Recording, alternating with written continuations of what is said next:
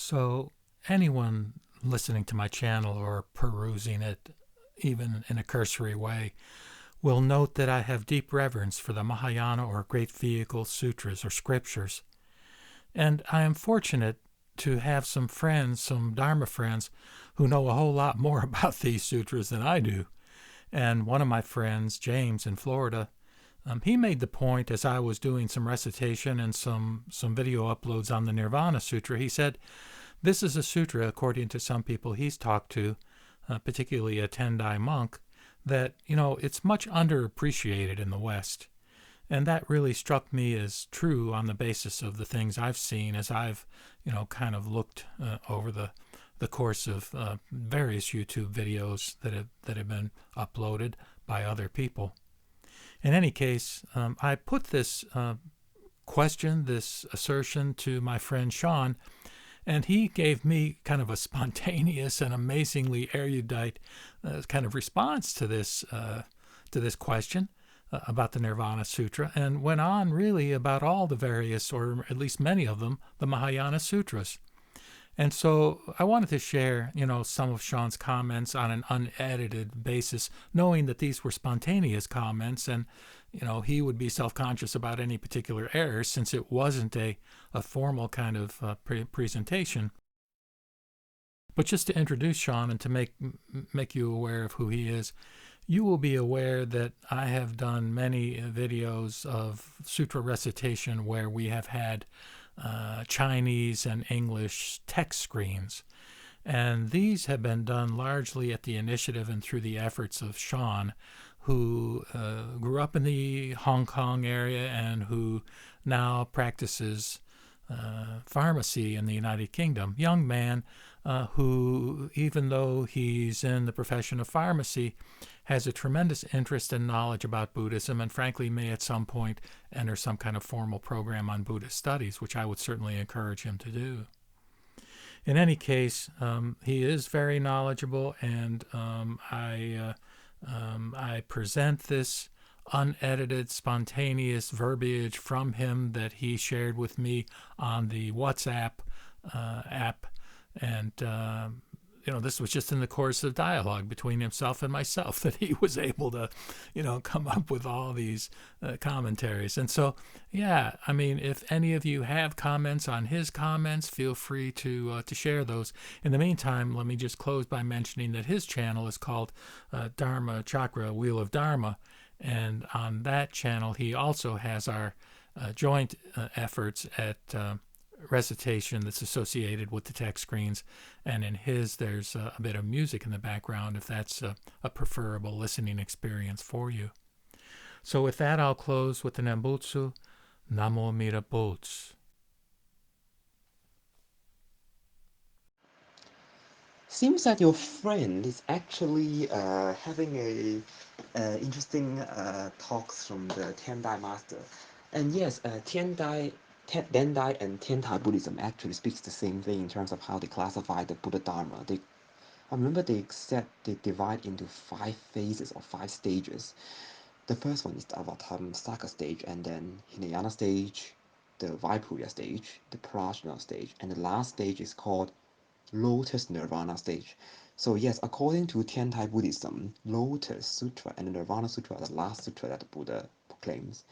And then from Tiantai perspective, Lotus Sutra although is the root sutra, but Nirvana Sutra is more or less like a closing sutra of the whole.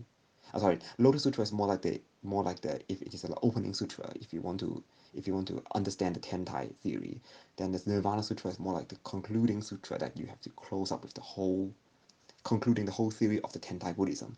So, um, because basically, what your friend described in terms of Nirvana Sutra is kind of having an under attention. It's not exactly correct, but it's not exactly wrong. So my opinion is from the perspective of the theory itself, because nowadays Chinese Buddhism is mostly Chan Buddhism, Nirvana Sutra proclaims about the Tathagata theory, and the Zen Buddhism ultimate classification belongs to the Tathagata school. However, Tentai school is a bit different. Tentai school is like 50% Sunyata, 50% Tathagata. So from the theory perspective, Nirvana Sutra is same as Surangama because they both belong to the Tathagata. But because certain sectors always have their favor. So, for example, Chan Buddhism favors those seven sutras, probably plus Avatamsaka Sutra as well, because Avatamsaka Sutra is the root sutra of the kind of like the primary sutra of the Avatamsaka school, and you know, modern day Chan Buddhism is a bit different from the Tang Dynasty Chan Buddhism because the Tang Dynasty Chan Buddhism actually over this 1,000 year Tang Dynasty Chen Buddhism combines with the Huayan Buddhism, and then com- basically Chen Buddhism plus Huayan Buddhism equals to modern day Chen Buddhism. And because of that, nowadays, for example, BTTS school is actually I would say a modern day Chan Buddhist school. So they will usually advocate the core, the Chan sutras and treatises, and also the root sutra of the Avatamsaka school, which is Avatamsaka Sutra. Although Nirvana Sutra rarely belongs to the core fundamental sutra of Chan Buddhism, but because of its theory, which is Tathagata, it is still belong. It does not. It doesn't mean that it doesn't mean that the Nirvana Sutra is inferior compared to Srangama Sutra. So but because each sector have its own favorite sutra, I would say, and so they will kind of favor and disfavor some sutra. But for example, there's a common thing that, for example, there's a common thing that, for example, okay, or for example, Chen Buddhist master may favor Sarangama Sutra a bit more because it is a very, it's kind of like the most famous sutra in Chen Buddhism, but they probably won't pay a lot of attention to Nirvana Sutra. That's because of their personal preference, and perhaps the school itself has already set a kind of like more like a direction that you must read the sutra first, and then later on you can read Nirvana Sutra, that kind of stuff. Yeah, but at least from theory perspective, Nirvana Sutra is equally highly regards same as the Surangama. But for example, remember you read remember you recite the sutra called the Sutra of the Explication of Underlying Meaning, that kind of stuff. So that one belonged to Yogacara schools. I nowadays I rarely hear any Chan master from Taiwan or mainland deliver lectures on that sutra because that sutra covers a lot of Yogacara theory that some of the Chan master probably either they don't want to touch about that or either they're not confident enough to touch about that as well. So the Nirvana Sutra is a bit different. So Nirvana Sutra is different from the sutra of the Sandinirmarkana Sutra. It's different from that because Sandinirmarkana Sutra is purely Yogacara, while Nirvana Sutra it still belongs to Tathagata. So in theory, it actually same as Sarangama, but somehow Chan master or the Chan school usually will have their own direction of which sutra should be reading first. So it appears to be Nirvana Sutra is inferior compared to the other core Zen sutras or Chan sutras. But I want to say is from the Chan perspective, it is not because Chan school is wholly Tathagata. It relies on the Sunyata theory to develop its ultimate truth, which is the Tathagata theory. So they're already classifying Sunyata as not as superior as Tathagata. This is what Chan Buddhist school has been doing this many hundred years. So yeah, so but it's just the attention is more drawn towards Avatamsaka or Surangama, and and appears that Nirvana is not as receiving that much attention. But theory wise, Nirvana Sutra is actually considered same as Surangama. And historical development wise, because Nirvana Sutra is the sutra that actually opens the ground or foundation of the whole Tathagata school, which is such as i.e. that is the Chan school. So Nirvana Sutra, you can say that it is actually so your friend is actually not right because Nirvana Sutra is actually theory wise very important and also historically wise, but it's not absolutely correct. it's not absolutely, it's not totally wrong because nowadays modern Chan school and modern Chan Buddhist master usually favor some sutras because they feel like you should read these sutras first in order to get a quick grasp on how the Chan Buddhist school works. So they may say you need to read Diamond Sutra, Heart Sutra, whatever Vimalakirti, or even Avatamsaka. Nirvana Sutra you can read, definitely you should read, but you should read those first, something like that. But there's one thing in common is I rarely hear any Chan master say you should read Sandinirmochana Sutra. Okay, you can read that obviously. I mean because Chan Buddhism nowadays is more, it's more like the dominant sector of Chinese Buddhism, so it's always adopts a universal approach of on all dharmas. But they some of the sutra which is not Tathagata theory associated, then they would just say, oh, you can read, but if you don't understand the sutra, if you don't understand Sandhi Dharmachakra Sutra, that's fine. Don't bother with that, something like that, yeah. But as again, Chan school compared to Pure Land school tends to be a bit more focused, and Pure Land's teacher will always tell you that, oh, don't waste your time on the sutras, just read the threefold Pure Land or the fivefold Pure Land, whatever, yeah, because other sutras are distracting you. Yeah, you can, because Pure Land school does not really adopt such a universal approach. Um, Although they will not reject the authenticity, or they will not, at least they will not reject you too. For example, like at least they will not, because it's not like Hinayana schools, they would reject the whole thing of the Mahayana. Pure Land school, at least they will still say, oh, other Mahayana sutras are important, but these sutras are more important. So yeah, something like that. But the Chan school is a bit more lenient towards such regulation or limitation on what sutra you should read. Yeah, because Chan school is, I don't think it's as restrictive as the Pure Land. However, let me tell you some more thing that is more interesting. This one, I'll just stop this audio. You don't have to, oh, by the way, you don't have to reply to this audio. It's something I just heard and I just feel like from the opinion, or I just feel from the environment of this Chinese Buddhism, what is the latest current development. Yeah, because as again, nowadays the Chan Buddhism and even Chinese Pure Land Buddhism, they don't have a specific sector like in Japan. Somehow, because of many reasons, they have to abandon the the sectarianism view, and also they blur the lines between different schools. So in terms of universal approaches, they adopt that approach, and in terms of emphasizing or not emphasizing sutras, they're not as strict as in the past, because in the past, in the ancient times, they used to be a bit more strict in that.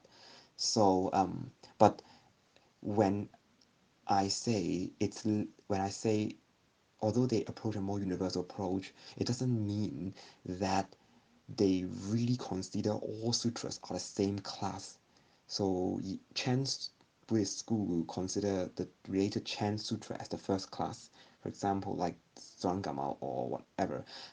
But some of the, like, actually I would say actually Nirvana Sutra is actually, if I need to classify, it belongs to the first class, because Nirvana Sutra is actually Tathagata Garbha straight related. It's just the only reason why it does not receive so much attention as the Rangama is because it is not Nirvana Sutra is not favored as the first sutra you must read before the other sutras. I think it's somehow this study approach is a bit different, but it's still considered as a gold standard of in terms of if you want to know how the Chan school actually work and how Tathagata Garbha theory works. But some of the sutras, they probably will be a bit more, like for example, like yeah, Hinayana sutras. I never, not even rarely, I've never heard any Chan master talking about this. That is perhaps a thing. So and also the Sandhina Mochana Sutra. And even though what's the name of that sutra? Um what's the name of that sutra? For example, though these other types of Prajna Sutra, like the perfection of wisdom in some other lines, like the 700 lines, so 8,000 lines, that kind of stuff. Because these sutra, they're not diamond or heart sutra, first of all, and because they are sunyata, mostly dominating sutras. So as again, I rarely heard Chan Buddhist master deliver lectures on these sutras, because um, this will be more or less classified as second class sutra if I need to compare to the Tathagata sutras. Yeah. Um, but as again, nowadays modern Chinese Buddhism, it's more or less it's very universal now. They don't really at least they don't discriminate certain sutras like in the past. They probably rate what you should learn first. So, what I would like to say is because more or less, the the appearance of Tathagata Garbha theory is basically to kind of like want to help those people who are really attaching to the concept of sunyata or emptiness, because attachment to sunyata can cause a lot of side effects, obviously. The attachment of sunyata theory also damages on the purpose of becoming a Buddha, and also slightly damages the path towards Buddhahood, because if because the correct view of emptiness is obviously Madhyamaka, but many people actually, when they read Sunyata, they should also read Madhyamaka so that they have a correct view of Sunyata. But a lot of them, they don't really read the whole thing. They just read a bit and then I say, oh, Sunyata. So everything does not have an independent self nature. Then we really should no need to practice something like that, and basically mistaking sunyata and then use this theory to attack other schools. And I think that's a bit pity. I mean, this is very not such a good behavior. So but the thing is, because also sunyata is a negative expression of the ultimate reality in this Mahayana Buddhism, while Tathagata Garbha is the positive expression of ultimate reality.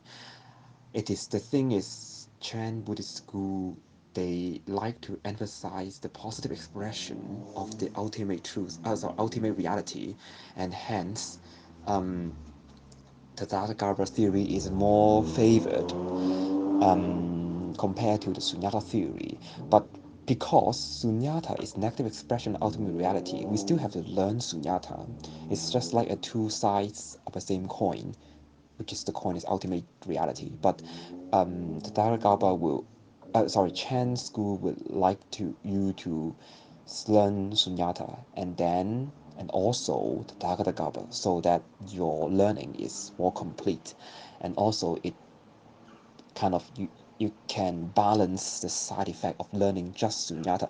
Learning just sunyata is not a problem actually in the Madhyamaka schools, but a lot of the followers, when they try to learn emptiness, they over attach to this theory, and then they kind of mistaken everything as empty, and Tathagata Garbha can counteract this side effect. And I think that's why Chen Buddhism emphasized the Tathagata theory a lot, and somehow that they would like you to learn and kind of would prefer you to study those Tathagata sutras first, and then you can proceed to other sutras if you have the, basically if you have the time and if you have the energy.